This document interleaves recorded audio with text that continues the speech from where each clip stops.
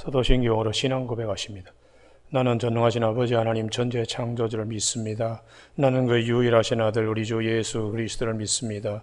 그는 성령으로 잉태되어 동정녀 마리아에게서 나시고 본디오 빌라도에게 고난을 받아 십자가에 못 박혀 죽으시고 장사된 지 사흘 만에 죽은 자 가운데서 다시 살아나셨으며 하늘에 오르시어 전능하신 아버지 하나님 우편에 앉아 계시다가 거기로부터 살아있는 자와 죽은 자를 심판하러 오십니다.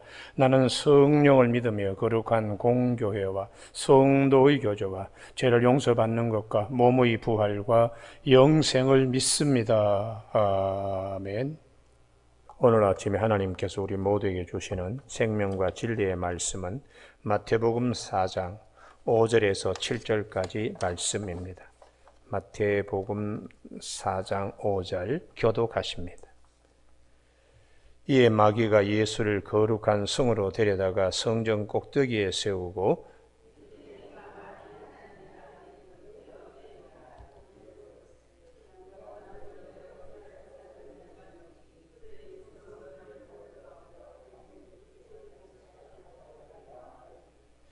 예수께서 이르시되 또 기록되었으되 주 너희 하나님을 시험하지 말라 하였느니라 하시니. 아멘. 마지막 7절 말씀에 예수께서 이르시되 또 기록되었으되 주 너희 하나님을 시험하지 말라 하였느니라 하는 말씀 중심으로 말씀 성령의 검이라는 제목으로 말씀을 나누겠습니다.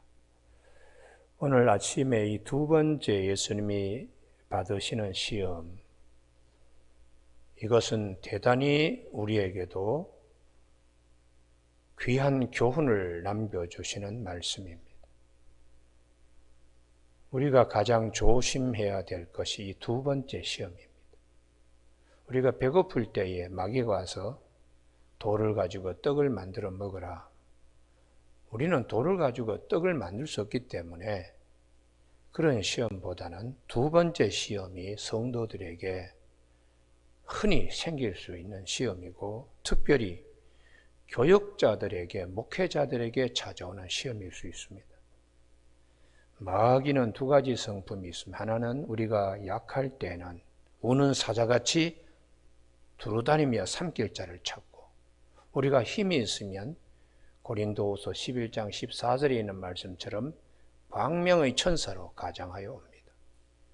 그래서 오늘 본문 말씀에 이 마귀가 예수님을 성전 꼭대기에 세워가지고 마귀도 성경을 인용하고 있습니다. 마귀도 성경을 인용하고 있기 때문에 광명의 천사처럼 찾아와서 넘어지게 그렇게 합니다.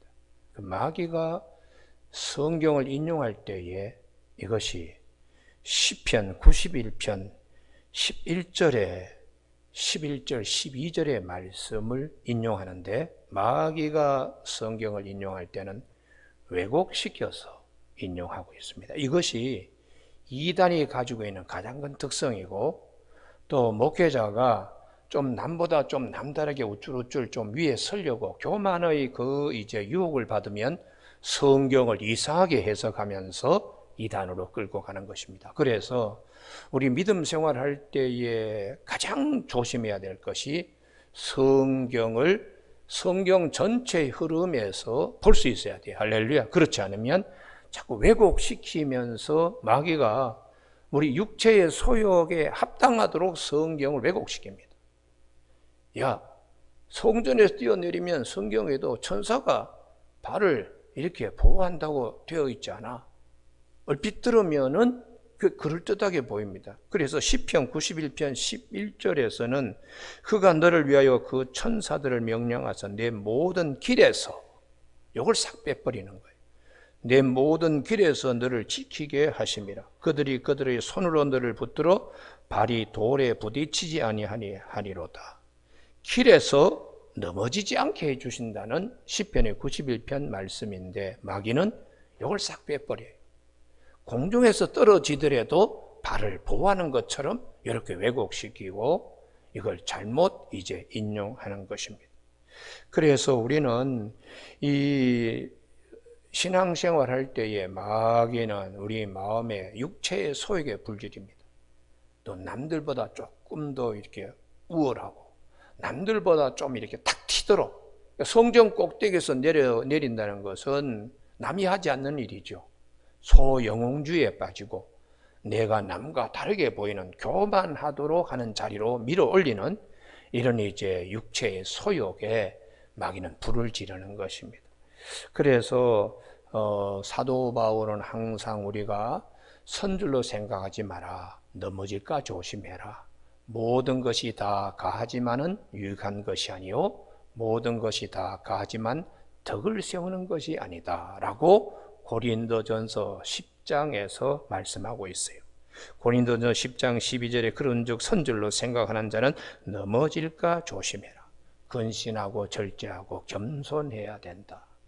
고린도전서 10장 23절에 모든 것이 가하나 모든 것이 유익한 것이 아니요 모든 것이 가하나 모든 것이 덕을 세우는 것이 아니다 라고 그렇게 말씀하고 있습니다. 우리는 그래서 사도 바울은 갈라디아 5장 16절에 성령을 항상 쫓아서 우리가 신앙생활을 해야 된다. 육체의 소욕, 너희는 성령을 따라 행하라. 그리하면 육체의 욕심을 이루지 아니하리라.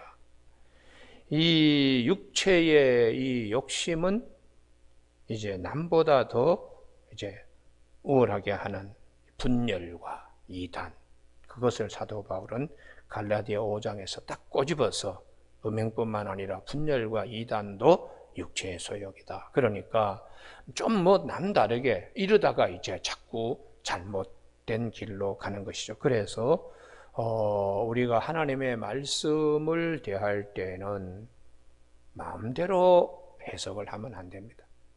그래서 주님이 성령을 따라서 성령의 음성을 잘 우리가 들어야 된다는.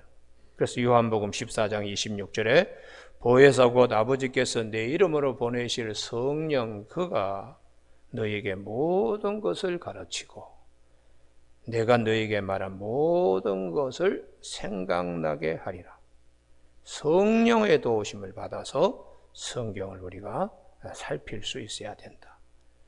이 성령님은 하나님의 깊은 것까지도 우리에게 말씀하시기 때문에 마귀는 거짓말하고 속이고 이간질하고 교만하게 만들지만 성령님은 우리를 겸손하게 만들고 하나님 앞에 우리로 하여금 정직한 영을 우리에게 줘서 우리 마음에 때로는 찔림을 갖도록 그렇게 성령님 역사하세요. 그래서 말씀은 곧 성령의 검입니다. 할렐루야. 그래서 오늘 아침에 이 에베소서 6장 17절에 하나님의 말씀과 성령의 검을 가지라. 그러니까 마귀가 잘못 인용하고 있는 것을 주님이 마태복음 4장 7절에서 또 기록되었으되 성령의 검을 뽑아드는 것입니다. 주 너희 하나님을 시험하지 말라 하였느니라. 이렇게 주님이 말씀으로 주님 이기셨어요. 할렐루야. 마귀의 말은 말씀 인용은 이거는 모든 길에서라는 걸 싹 빼고 인용하는 것이에요. 그래서 우리가 이 신앙생활 할 때에 성령의 도우심을 잘 받아야 한다는 것은 성경 전체의 흐름으로 성경을 풀어야 됩니다. 그렇지 않고 앞뒤 그냥 다 빼고 자기가 필요한 것만 이렇게 한다는 육체의 소욕을 만족시키기 위하여 성경을 인용해서는 절대로 되질 않아요. 그래서 우리가 오늘 아침에 이 사도 베드로가 우리에게 하나님 말씀을 대할 때는 항상 성령의 음성을 잘 들어야 된다고 베드로후서 1장 19절에 또 우리에게는 더 확실한 예언이 있어 어두운 데를 비추는 등불과 같으니 날이 새어 샛별이 너희 마음에 떠오르기까지 너희가 이것을 주의하는 것이 옳으니라. 하나님의 음성을 잘 이렇게 귀담아 들으려고 노력하는 것이죠. 먼저 알 것은 성경의 모든 예언은 사사로이 풀 것이 아니니 예언은 언제든지 사람의 뜻으로 낸 것이 아니요 오직 성령의 감동하심을 받은 사람들이 하나님께 받아 말한 것입니다. 그러므로 성령의 감동을 받아서 성경 말씀을 우리가 풀어야 되고 성경 말씀을 우리가 들어야 된다. 이렇게 교회에 가르쳐주고 있습니다. 그래서 이 성경의 전체적인 흐름으로 말씀을 잘 살펴야 돼요. 우리나라가 열정이 있습니다. 세계에 전도도 하러 많이 나오고 또 부흥도 많이 시키고, 그런데 이단도 가장 많은 나라가 대한민국입니다. 그 중에 우리 2000년, 새천년에 왔을 때 다미 선교회, 여러분 다 아실 겁니다. 그 다미 선교회가 왜 우리가 그 일 저지르기 전에도 교단에서 이단으로 정죄를 했는가 하면 성경을 자기 마음대로 해석하는 거예요. 주님께서 마태복음 24장에서 말씀하시기를 36절이죠. 마태복음 24장 36절에 그날과 그때는 아무도 모른다고, 하늘의 천사라도 아들도 모르고 오직 아버지만 아신다. 주님이 오시는 날, 재림하는 날, 심판하시는 날은 주님도 알지 못하고 아버지만 아신다고 성경은 그렇게 말씀하시고, 또 마태복음 25장 13절에 깨어있으라. 너희는 그날과 그때를 알지 못하기 때문이다. 이렇게 말씀하시는데도 그 이장님 목사는 맨날 몇 시에 주님 오신다고 그렇게 그냥 몇 번씩이나 연기하면서 그렇게 그냥 나중에는 저 이스라엘에 예루살렘에 가서 비행기들 타고 거기서 난리를 치고 그랬는데 국제적인 망신을 당했지요. 그래서 우리가 이 한국에 목사님들도 많고 목회자도 많지만 정상적인 신학교의 절차를 꼭 밟아야 돼요. 그래서 원전도 헬라어 히브리어도 다 공부도 하고 해서 원전의 뜻은 무엇인가 이런 것을 살펴야만 성경을 자기 마음대로 감정으로 그렇게 막 기분 내키는 대로 막 해석을 해서는 안 됩니다. 지금 우리나라 그 구원파라든지 혹은 또 얼마 전에 신천지라든지 모든 것들이 성경을 자기 마음대로 해석하기 때문에 문제가 생기는 것입니다. 성경이 어디 예수를 믿지 않는 부부지간이라도 잘 참고 견뎌서 그대 때문에 배우자가 예수를 믿게 되도록 그렇게 인도하라고 말씀하시지, 배우자가 예수를 믿지 않으면 이혼하라는 말은 없잖아요. 그런데 그런 데는 그렇게 가정을 깨는 말을 하는 겁니다. 부모와 자식 간에도 예수를 믿지 않는 부모를 부모로 대하지 말라는 식으로 이렇게 그냥 한다는 것은 성경의 깊은 뜻을, 하나님이 우리를 얼마나 사랑하시고 끝까지 모든 사람이 멸망하지 않고 다 구원받게 하려고 하나님이 기다리신다는 말씀을 사도 베드로는 하루가 천년 같고 천년이 하루 같은 이 사실을 기억하면서 하나님은 우리를 오래 참으신다, 아무도 멸망치 않기를 원하신다, 이 말씀이 있음에도 불구하고 그냥 가정에서 뛰쳐나와가지고 그런 집단으로 들어가서 성경 공부한다고 막 그냥 구르면 다 성령이에요, 이 사람들은 그냥. 그리고 개역 성경을 가지고 성경을 보지 않게 이렇게 합니다.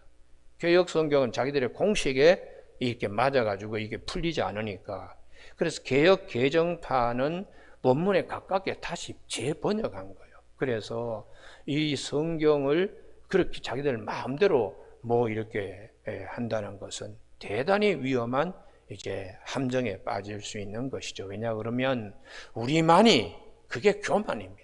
우리만에게 우리의 그 교회만 구원이 있고 다른 데는 구원이 없다, 이런 것은 그 자체가 교만입니다. 그래서 우리는 누구든지 예수 그리스도를 주로 고백하는 이런 이제 신앙이 대단히 중요하고, 말씀은 성경 전체 영적 흐름에서 성경이 뭘 말씀하시는가, 그 도움을 받아서, 성령님의 도움을 받아서 성경을 보게 하고, 마귀가 우리 육체의 소욕에 불지르는 일을 또 기록하였으되 주 하나님을 시험치 말라는 신명의 말씀으로 주님이 마귀를 물리치고 이기는 이 말씀을 잘 기억해서 우리 신앙생활 하는데 항상 건강하고 복되고 아름다운 신앙생활이 되기를 주님의 이름으로 축복합니다. 그래서 사도 요한도 그럽니다. 그때의 영지주의자들은 육은 무익하고 영만 중요하다. 더러운 이 육체로 어떻게 예수님께서 오셨겠는가? 그래서 예수님이 오실 때에 또 십자가에 돌아가시기 직전에 주님이 떠났다고 영을 강조하면서 육으로 오신 주님을 부인했습니다. 그래서 사도 요한도 아니 성경에 처녀가 아들을 낳아 임마누엘을 하리라 하고 하나님이 그렇게 약속하셔서 아들을 보내주시고 또 창세기 3장 15절에 여자의 낳은 아들이 뱀의 머리를 짓밟겠다고 한 말씀대로 주님이 육으로 오셔서 그동안에 말씀하신 대로 우리를 위하여 십자가상에서 죽으시고 말씀하신 대로 3일 만에 부활하셨다는 이 사실을 부인하는, 육으로 오신 예수님을 부인하는 것은 적그리스도라고 그렇게 요한 1서에서 말씀하고 있습니다. 그래서 요한 1서 4장 1절에 사랑하는 자들아 영을 다 믿지 말고 오직 영들이 하나님께 속하였는 분별하라. 많은 거짓 선지자가 세상에 나왔다고 이렇게 말씀을 가르쳐 줬습니다. 이로써 너희가 하나님의 영을 알지니고 그리스도 예수께서 육체로 오신 것을 시인하는 영마다 하나님께 속한 것이요 예수를 시인하지 아니하는 영마다 하늘에 속한 것이 아니니 이것이 곧 즉 그리스도의 영이라 이렇게 말씀하세요. 또 저는 또 너무 은혜를 많이 받아가지고 뭐 다 그냥 예수님이네. 다 예수님. 성도들도 다 예수님이고 그거는 매우 잘못된 이단으로 가는 길입니다. 그래서 예수님은 한 분밖에 없어요. 할렐루야. 우리는 예수님을 따르는 제자들이죠. 제자들. 그건 뭐 다 그냥 예수님이라고 하는 것은 불성을 가지고 있는 것은 다 부처라고 하는 불교의 교리에서 기독교에 접합된 거예요. 그런 걸 주장하는 목사는 그 이전에 불교의 아주 심취한 가정에서 태어난 자이기 때문에 성경을 그렇게 해석합니다.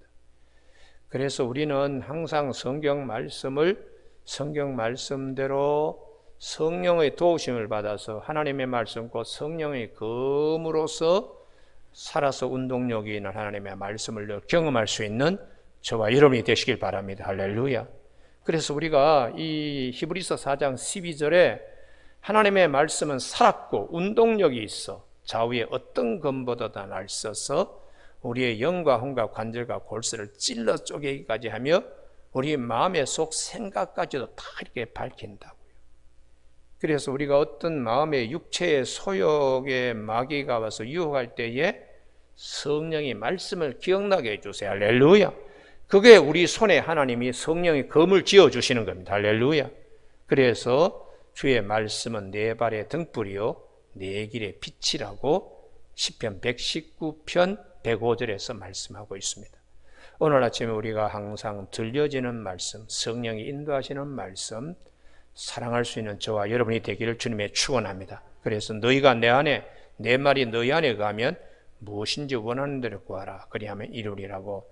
나의 법을 사랑하는 자에게는 큰 평안이 있으니 그들에게는 장애물이 없으리로다 라고 시편 119편 165절에서 말씀하시고 요한복음 14장 21절에 주의 법을 사랑하는 자는 그 아버지께 사랑을 받을 것이고 나도 그를 사랑하여 그에게 나를 나타내리라고 주님이 그렇게 말씀하고 있습니다.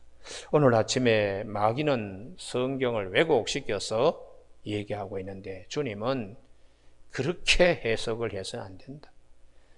왜곡시켜서 해석한 것은 주님으로 하여금 성전에서 뛰어내려서 마치 소영웅주의가 영웅이 되듯이 남들이 하지 않는 뭐 이런 것을 하도록 유혹했지만 주님은 성령의 검으로 이기셨습니다.